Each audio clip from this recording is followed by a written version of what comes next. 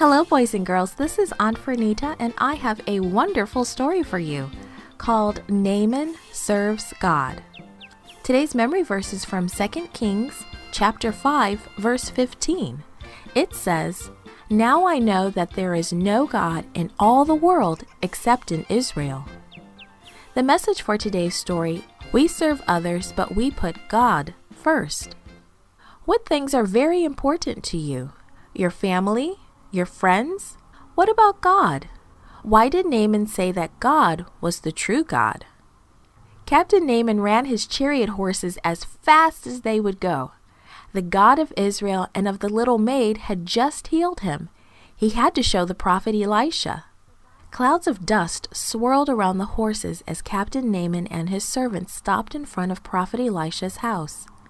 Naaman knocked on the door. He couldn't stop smiling. This time Elisha came to the door. Naaman smiled from ear to ear. It made Elisha smile too. Naaman showed Elisha his skin. It was smooth and healthy looking. Over and over he thanked prophet Elisha. Elisha just nodded and smiled. "Now I know that there is no God in all the world like the God of Israel," Naaman exclaimed. "Please take these gifts as a thank you." Naaman's servants began to unload all the silver and gold and the new clothes that they had brought. Elisha held up his hand. "No," he said, shaking his head back and forth. "I will not take any gifts." Elisha did not want to take presents from Naaman because he did not want Naaman to think he could pay to have God heal him. Elisha wanted God to have the glory for healing Naaman.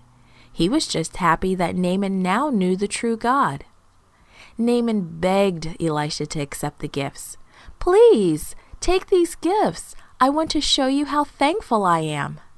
Still, prophet Elisha shook his head no. Naaman bowed his head in thanks to Elisha and to Elisha's God. His servants packed up the gifts.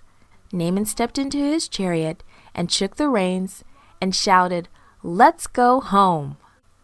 Mrs. Naaman had been watching the road from her window. Could it be?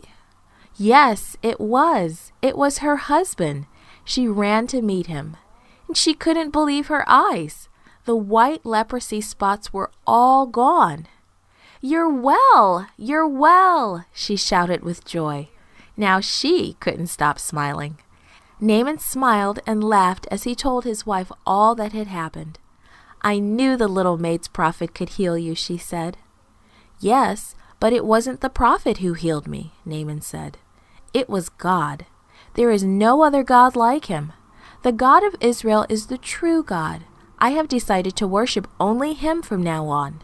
The whole country of Syria knew that Naaman's leprosy was gone, and the whole country knew that there was a God in Israel who could do mighty things that their idols could never do.